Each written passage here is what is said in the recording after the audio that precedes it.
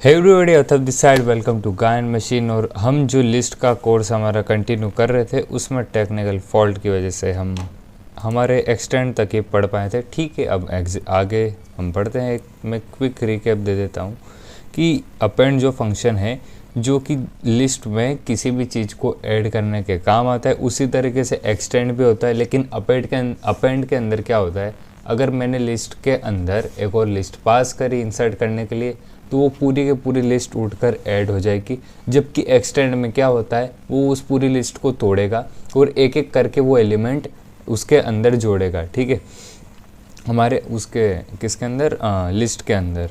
और अब हम बात करते हैं कि लिस्ट में अगर डेटा टाइप्स को डिलीट करना है या कोई भी डेटा टाइप्स के लिस्ट के अंदर के एलिमेंट्स को हमें डिलीट करना है तो हम उसके लिए क्या क्या मेथड यूज़ करेंगे। देखो, फॉर रिमूविंग एलिमेंट हम यूज़ करते हैं remove function, pop function, clear function. एक एक करके समझते कि ये होता क्या है।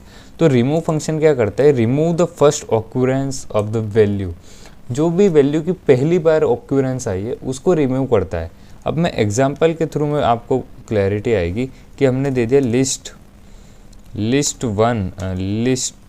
लिस्ट नाम से हमने एक लिस्ट बनाई जिसमें हमने दे दिया 1 2 3 4 और वापस 1 2 3 4 2 एंड 5 एंड 6। ठीक है, ये लिस्ट हमने बना दी और मैंने इसमें पास किया लिस्ट में कर दो भैया रिमूव। क्या रिमूव करना है, हमने बोला 2 रिमूव कर दो और उसके बाद लिस्ट हमारी प्रिंट कर दो। तो आप देखोगे कि जो हमारा 2 है वो पहली बार यहाँ पर आया था इंडेक्स नंबर 1 पर, वो डिलीट हो चुका है और पूरी की पूरी लिस्ट एज ए प्रिंट हो गई है। देखो, जो सेकंड बार 2 आया वो नहीं कटा है, जो फर्स्ट बार 2 आया था वो डिलीट हो गया है और बाकी एज इट इज़ हमारी लिस्ट प्रिंट हो गई है। तो ये तो रिमूव फंक्शन के बारे में था हमारे लिस्ट के अंदर। ओके, और एक और क्या है, पॉप फंक्शन। अब पॉप फंक्शन क्या करता है, removes an element by index and returns it. यानी कि वो इंडेक्स के बेसिस पर एलिमेंट को रिमूव करता है।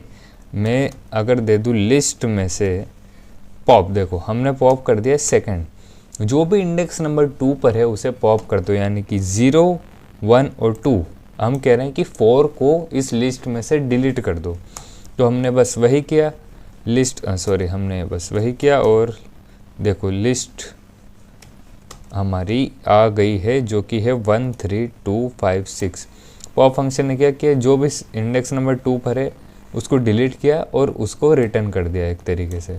वही यहाँ पर लिखा है removes an element by index and returns it.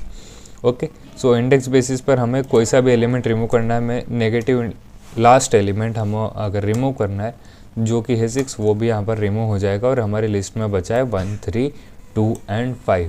तो ये था हमारा तो पॉप फंक्शन। अब क्लियर क्या करता है, clear removes all element from the list. यानी कि क्लियर जो है वो सब कुछ लिस्ट में से रिमूव कर देगा, पूरी लिस्ट ही खाली कर देगा, मतलब एम्प्टी लिस्ट बना देगा। मैं कर देता हूँ लिस्ट डॉट क्लियर और उसके बाद हम देखेंगे कि हमारी लिस्ट क्लियर हो चुकी है। हमने देखा लिस्ट, भाई बताओ क्या है, तो आंसर में कुछ भी नहीं आएगा, एम्प्टी लिस्ट। ये एक वापस एम्प्टी लिस्ट बन चुकी है, यानी जिसके अंदर सारा हमारा डेटा था वो क्लियर हो चुका है। तो ये थे लिस्ट में हमें अगर रिमूव करना है एलिमेंट्स को तो उसके लिए हम क्या करते हैं, लगभग हमारे सारे फंक्शन क्लियर हो चुके हैं। Pop, slicing, sorting and reversing. अब हम देखते हैं, यहाँ पर दे देते हैं शॉर्टिंग एंड रिवर्सिंग। तो जो शॉर्ट फंक्शन होता है, एक और मैं लिस्ट बना देता हूँ। लिस्ट मैंने बनाई एक और ए नाम से बना देता हूँ, अ लिस्ट मैंने बनाई जिसमें दे दिया मैंने 1 2 4 6 8 9 65। ओके, ये हमारी लिस्ट। अब मुझे लिस्ट रेडी हो गई, अब मुझे इसके अंदर इस लिस्ट को सॉर्ट करना है। तो सिंपल है, एक लाइन का ही फंक्शन है, ए लिस्ट डॉट में शॉर्ट करूँगा तो ये लिस्ट हमारी शॉर्ट हो जाएगी। यस, अब देखो ए लिस्ट,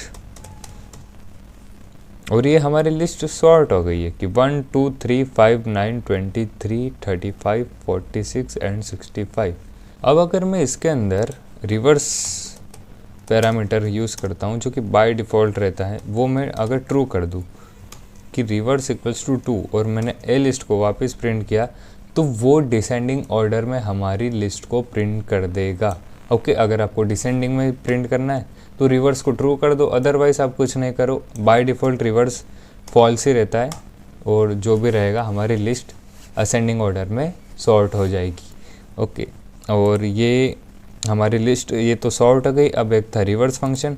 अब इस लिस्ट को अगर मुझे रिवर्स करना है तो वही अभी रिवर्स हमने यूज़ किया है। तो ए लिस्ट डॉट रिवर्स और ए लिस्ट प्रिंट किया तो देखेंगे आप हमारी पूरी के पूरी लिस्ट रिवर्स में प्रिंट हो गई है। तो ये लिस्ट के थे sort function, clear function, pop function, push function, remove,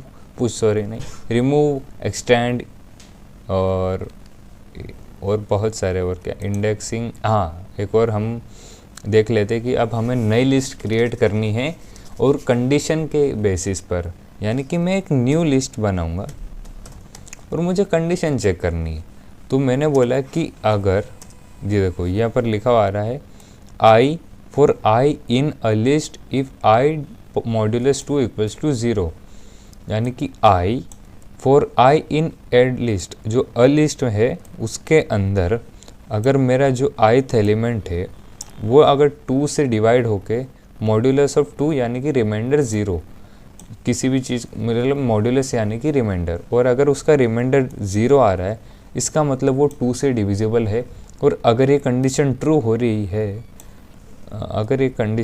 रही है, तो आई को आप लिस्ट में ऐड कर दो। इसका मतलब ये देखो result expression for item in iterable if condition equals to true, और ये मैंने पास करी। और जब मैंने न्यू लिस्ट प्रिंट करी तो आप देखेंगे कि जो कंडीशन थी उसके हिसाब से 46 और 2 जो थे हमारे वो 2 से डिवाइड होंगे, यानी कि एक तरीके से इवन नंबर ऑफ लिस्ट हमारे इसमें इवन भी। मैं इसको रीनेम कर देता हूँ even list, even. I for I in list की जगह मैं आपको एग्जांपल दे देता हूँ रेंज फंक्शन का। रेंज में यूज़ करूँगा कहाँ तक, 20 तक, ठीक है। और मैं वापस से हमारी इवन लिस्ट प्रिंट कर दूँगा, इवन लिस्ट, और आप देखेंगे 0 2 4 6 8 10 12 14 16 18 ये हमारी प्रिंट हो चुकी है एक इवन लिस्ट। ओके, इसके अंदर आप कोई सी भी कंडीशन दे सकते हैं, उस प्रकार से आप लिस्ट को नहीं क्रिएट कर सकते। तो ये था हमारा पूरा डिस्कशन लिस्ट के बारे में। अगले में हम पढ़ेंगे हमारे टपल्स, सेट, डिक्शनरीज, ये तीनों डेटा टाइप और बचे, और स्ट्रिंग भी, ये चारों डेटा टाइप को और हम डिटेल में स्टडी करेंगे। So that's all about the list. If you love this video, please make sure to like and keep supporting us. Thanks for watching.